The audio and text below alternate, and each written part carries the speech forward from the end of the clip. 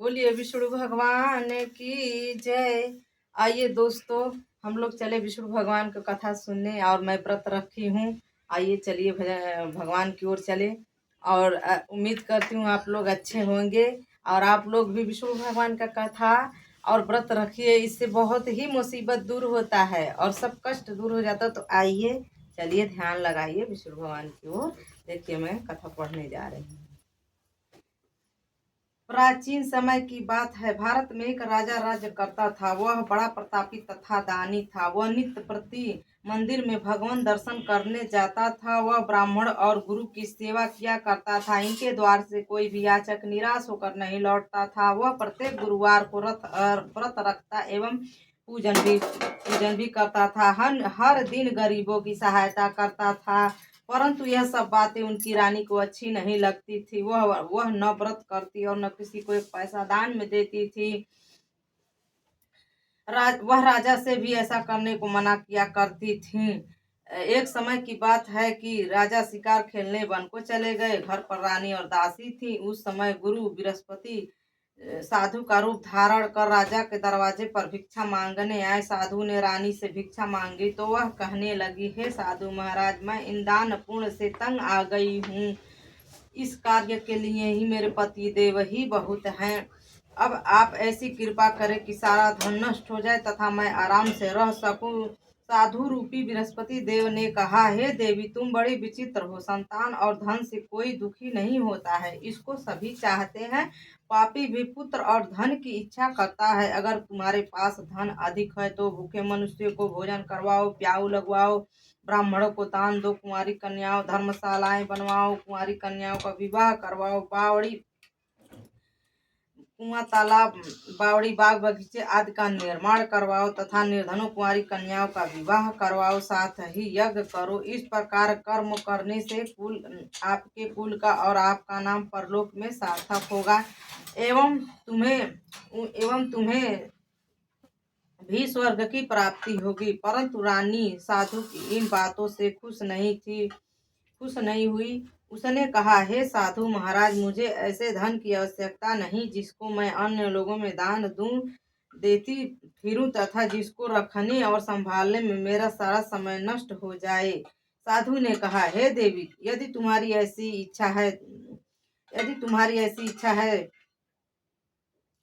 इच्छा है तो जैसा तुम्हें बतलाता हूँ तुम वैसा ही करना। बृहस्पतिवार के दिन घर आंगन को गोबर से लिपना, अपने केशों को पीली मिट्टी से धोना, केशों को धोते समय स्नान करना, राजा को कहना वह हजामत करवाए, भोजन में मांस मदिरा खाना, कपड़ा धोबी के यहाँ धुलने देना।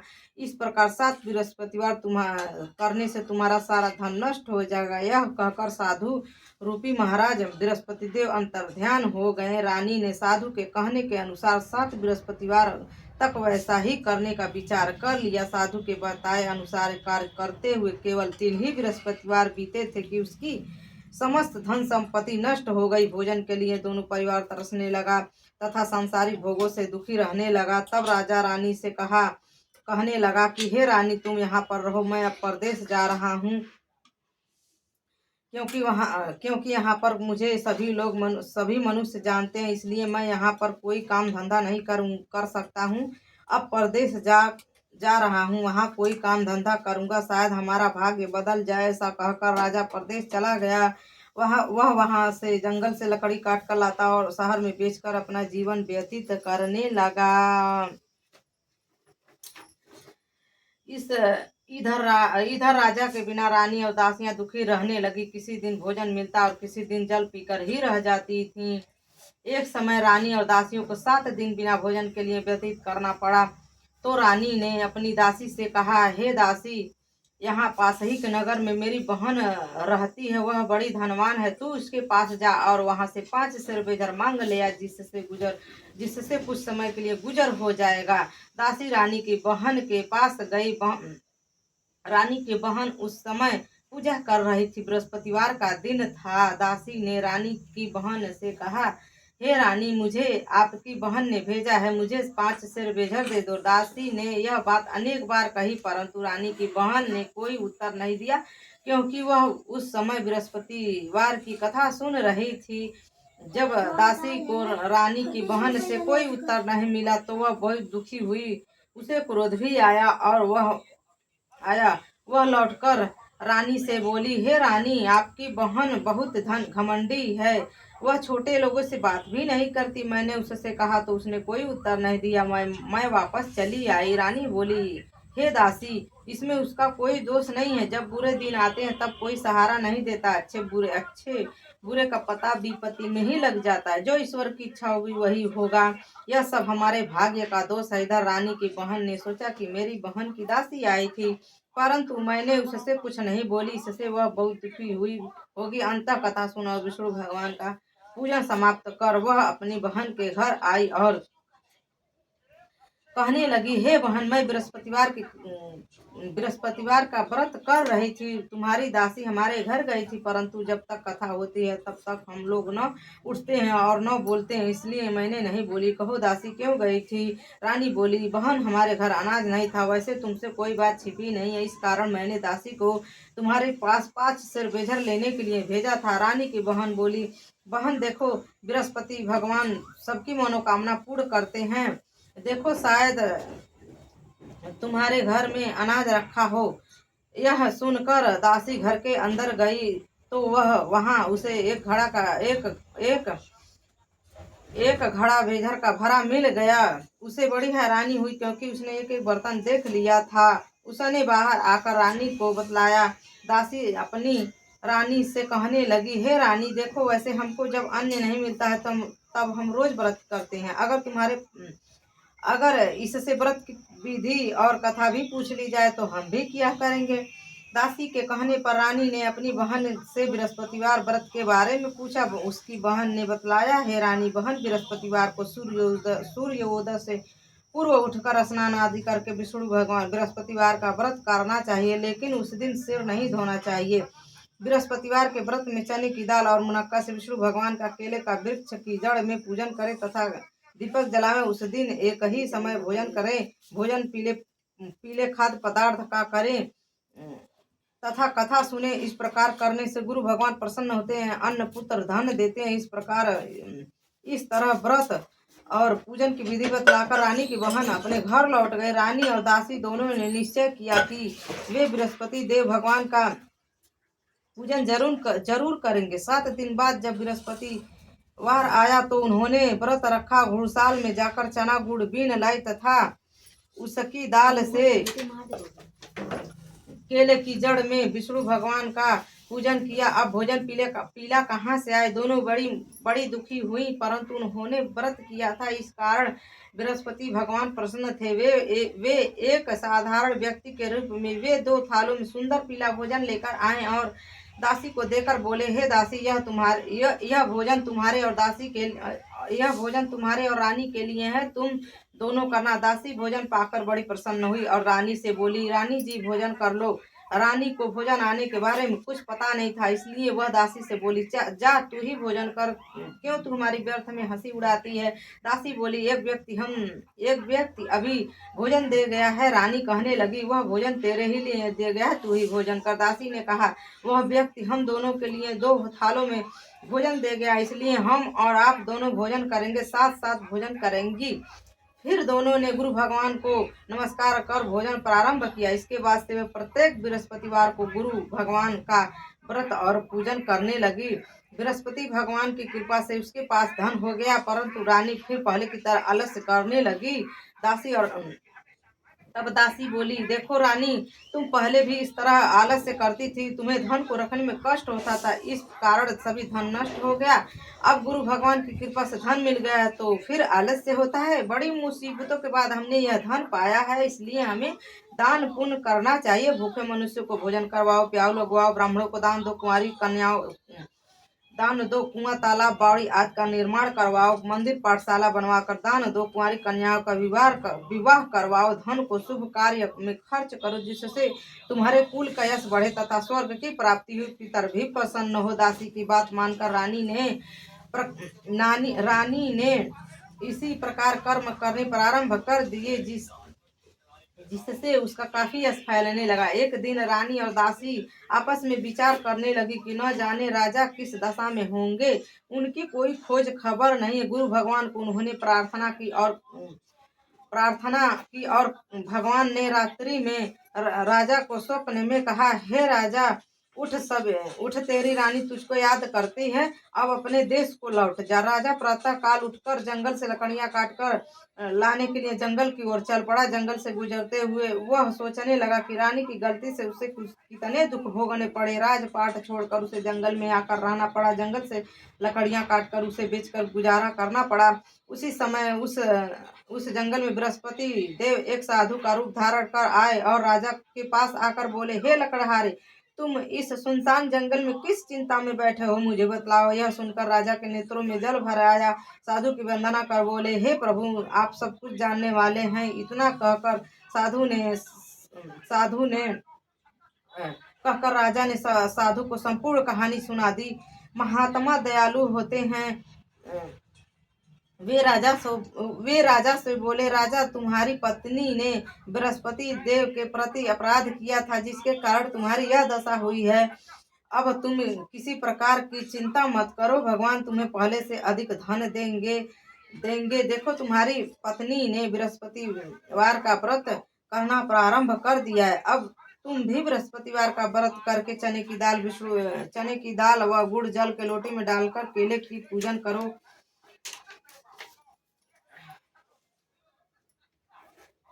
फिर कथा कहो या सुनो, भगवान तुम्हारी सब मनोकामना पूर्ण करेंगे। साधु को प्रसन्न देखकर राजा बोले, हे प्रभु, मुझे लकड़ी बेचकर इतना पैसा भी नहीं बचता जिससे भोजन करने के उपरांत कुछ बचा सकूं। मैंने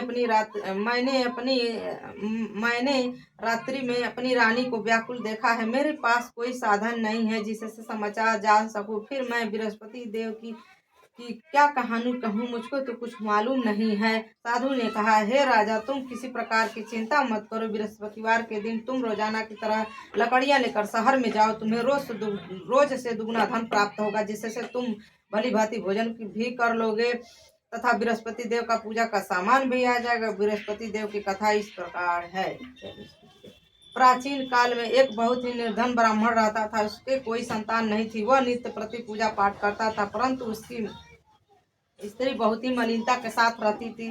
वह न स्नान करती, न किसी देवता का पूजन करती थी। प्रातः काल उठती, सर्वप्रथम भोजन करती, बाद में अन्य काम करती थी। ब्राह्मण देवता बहुत ही दुखी रहते थे। पत्नी को बहुत समझाते, किंतु उसका कोई परिणाम न निकलता था। भगवान की कृपा से एक समय उस ब्राह्मण की पत्नी को गर्भवती हुई और 10वें महीने एक सुंदर कन्या को जन्म दिया। निर्धन ब्राह्मण कन्या के जन्म से बहुत ही दुखी हुए। धीरे धीरे ब्राह्मण की कन्या बड़ी होने लगी। बचपन से ही वह कन्या की रुचि भगवान विष्णु की पूजा में थी। वह प्रातः उठते ही स्नान आदि करके विष्णु भगवान की पूजन करती थी। मंदिर में जाती थी। बृहस्पतिवार को व्रत करके विधिवत पूजा पाठ करती थी। पूजा पाठ के बाद वह पढ़ने के लिए पाठशाला जाती थी। घर से चलते हुए वह मुट्ठी में जौ भर ले जाती और पाठशाला जाने के रास्ते में थोड़े थोड़े जौ को गिराती जाती थी। जब वह पाठशाला से घर लौटती तो जौ को वह दाने सोने में बदलते हुए मिलते थे। लड़की सभी सोने के दाने बीन लाती थी। एक दिन जब वह सोने के दानों को साफ कर रही थी, उसकी माँ ने कहा, हे बेटी, सोने के दाने साफ करने के लिए सोने का सूप होना चाहिए। अगले दिन बृहस्पतिवार था। उसने भगवान विष्णु की पूजा करते हुए प्रार्थना की और भगवान ने कहा, हे भगवान, यदि मैंने सच्चे मन से आपकी पूजा करी हो तो मुझे सोने का सूप दे दो। भगवान बृहस्पति देव ने उसकी मनोकामना पूरी करने का वचन दिया। पाठशाला से लौटते समय उसे रास्ते में सोने का सूप मिल गया। सोने का सूप और माँ को देखकर वह सोने का सूप पड़ा हुआ मिला। घर लौटकर सोने का सूप अपनी माँ को दिखाकर वह सोने के दाने साफ करने लगी। उसी समय नगर का राजकुमार उसके घर के पास से गुजरा। उस सुंदर लड़की के सोने के सूप में जौ को साफ करते देखकर राजकुमार उस लड़की पर मोहित हो गया। महल में लौटकर राजकुमार ने राजा से उस लड़की से विवाह करने का इच्छा प्रकट की, तो राजा ने ब्राह्मण को महल में बुलाकर राजकुमार से उसकी लड़की के साथ विवाह की बात कही। ब्राह्मण तैयार हो गया। धूमधाम से उस लड़की का विवाह राजकुमार के साथ हो गया। दुल्हन बनकर ब्राह्मण की लड़की महल में चली आई। लड़की के चले जाने से ब्राह्मण फिर निर्धन हो गया। उसे कई कई दिनों भोजन भी नहीं मिलता था। बहुत दुखी होकर ब्राह्मण एक दिन अपनी लड़की के पास गया। अपने पिता से निर्धनता का समाचार सुनकर उसे बहुत सा धन देकर पिता को विदा कर दिया। उस दिन से ब्राह्मण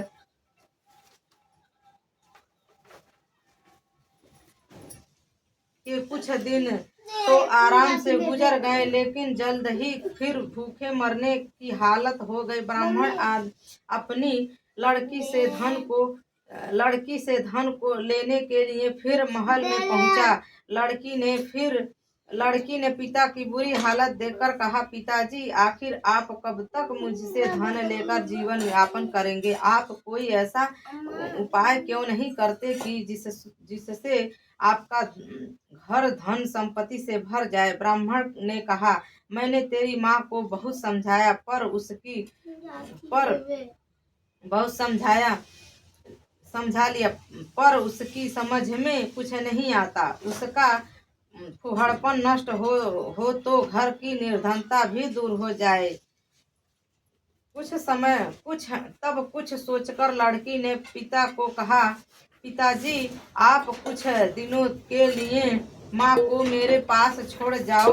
तब कुछ सोचकर ब्राह्मण पत्नी को लड़की के पास महल में छोड़ आया। लड़की ने अपनी माँ से कहा, माँ, तुम कल प्रातः उठकर स्नान आदि करके विष्णु भगवान बृहस्पति देव विष्णु जी की पूजा अवश्य करना। पूजा करने से तुम्हारी निर्धनता अवश्य दूर हो जाएगी। लेकिन उसकी माँ ने उसकी कोई भी बात नहीं मानी। तब क्रोधित होकर लड़की ने अपनी माँ को एक कक्ष में बंद कर दिया। सूर्योदय से समय माँ को उठाकर जबरदस्ती उसे स्नान करवाया और फिर मंदिर में ले जाकर भगवान बृहस्पति देव की पूजा करवाई। कुछ दिन तक ऐसा करने से माँ की बुद्धि में परिवर्तन हुआ और वह स्वयं बृहस्पतिवार का व्रत करने लगी। उसके व्रत रखने से ब्राह्मण के घर में भगवान विष्णु की अनुकंपा से धन की वर्षा होने लगी। दोनों पति पत्नी धन संपत्ति पाकर आनंद पूर्वक जीवन यापन करते हुए विष्णु धाम को चले गए। लकड़हारा बने राजा ने उन साधु भगवान बृहस्पति देव की यह कथा सुनकर बृहस्पतिवार का व्रत करके भगवान विष्णु की पूजा की। उस दिन से उसके सभी कलेश दूर हो गए। लेकिन अगले बृहस्पतिवार को कामकाज में अधिक व्यस्त रहने के कारण उसने भगवान बृहस्पति देव जी का व्रत नहीं किया। भगवान बृहस्पति देव लकड़हारे से क्रोधित हो गए और उसे भूल की सजा दी। उस दिन नगर के राजा ने नगर में घोषणा करवा दी कि करके सबको सूचित किया, प्रत्येक नागरिक मेरे महल में भोजन करने आवे। जो नहीं आएगा उसे अपराधी मानकर भारी दंड दिया जाएगा। लकड़हारा बने राजा ने उस नगर के राजा की घोषणा की तो सुनी, लेकिन जंगल से लकड़ी काटकर लाने और उन्हें बेचने में देर हो जाने के कारण वह समय पर महल में भोजन करने नहीं जा सका। अंततः राजा को सैनिक लकड़हारे को पकड़कर महल में ले गए। राजा ने उसे महल के एक कक्ष में बैठाकर भोजन करवाया। उस कक्ष में एक खूंटी पर रानी का सोने का हार लटका हुआ था। लकड़हारा अकेला उस कक्ष में भोजन कर रहा था। तभी उसने एक आश्चर्यजनक घटना घटती देखी। देखते ही देखते वह खूंटी पर हार को निकल गई। थोड़ी देर के बाद राजा ने हार को गायब देखा तो लकड़हारे को कारावास में डलवा दिया। लकड़हारा मन ही मन अपने भाग्य को कोसने लगा। तभी उसे जंगल में साधु का स्मरण हो गया। थोड़ी देर में भगवान बृहस्पति देव सन्यासी के रूप में उसके सामने प्रकट हो गए और कहा, हे लकड़हारे, तूने भगवान बृहस्पति देव की पूजा नहीं की, इसी कारण तुम्हें कष्ट हुआ है। लेकिन अब चिंता मत करो। बृहस्पतिवार के दिन कारागार के दरवाजे पर तुम्हें कुछ पैसे पड़े मिलेंगे। उन पैसों से भगवान बृहस्पति देव का व्रत करके उनकी पूजा करोगे तो तुम्हारे सब कष्ट दूर हो जाएंगे। बृहस्पतिवार के दिन दरवाजे पर पड़े मिले पैसे से चने गुड़ मंगवाकर लकड़हारे ने बृहस्पतिवार की कथा कही तो भगवान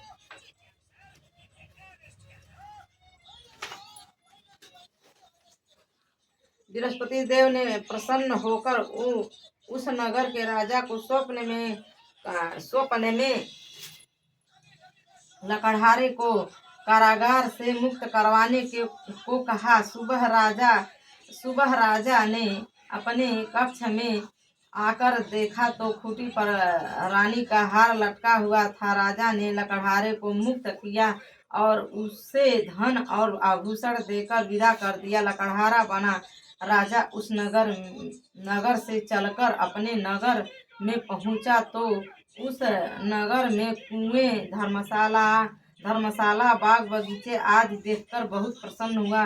राजा ने किसी से पूछा, ये कुएं धर्मशालाएं किसने बनवाई?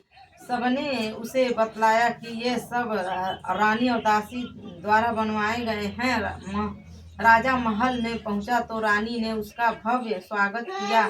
तब राजा ने निश्चय किया कि सप्ताह में एक बार तो सभी बृहस्पति देव का व्रत तथा पूजन करते हैं, परंतु मैं प्रतिदिन व्रत किया करूंगा तथा दिन में 3 बार कथा कहा करूंगा। अब राजा हर समय दुपट्टे में चने की दाल बांधी रहता तथा दिन में 3 बार कथा कहता और 3 बार बृहस्पति देव की कथा कहता।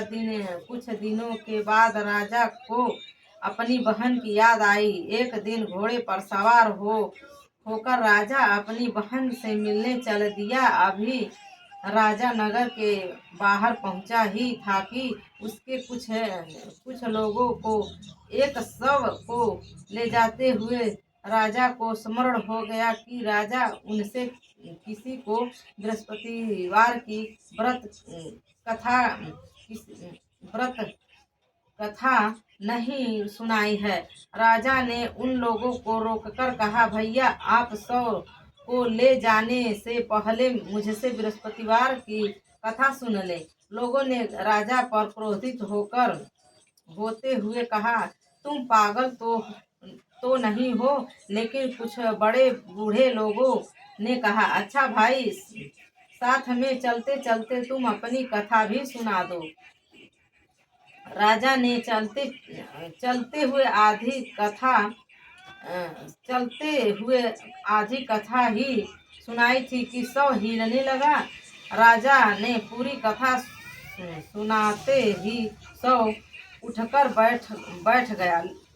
लोगों ने हैरानी से दांतों तले उंगली दबाई और अगले बृहस्पतिवार से भगवान बृहस्पति देव का व्रत करने व कथा सुनने का निश्चय कर लिया। अब घोड़े पर सवार राजा चलते हुए एक किसान के पास पहुंचा। किसान अपने खेत में हल चलाता रहा था। राजा ने कहा, अरे भैया, मुझसे बृहस्पतिवार की कथा सुन लो। किसान झुझलाकर बोला, अरे भैया, देख नहीं रहे हो, जितनी देर तक तुम्हारी कथा सुनूंगा उतनी देर में तो पूरे खेत को में हल चला दूंगा।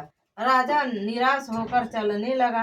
तभी किसान के बैल लड़खड़ाकर जमीन पर गिर गए। किसान के पेट में भी जोरों से दर्द होने लगा।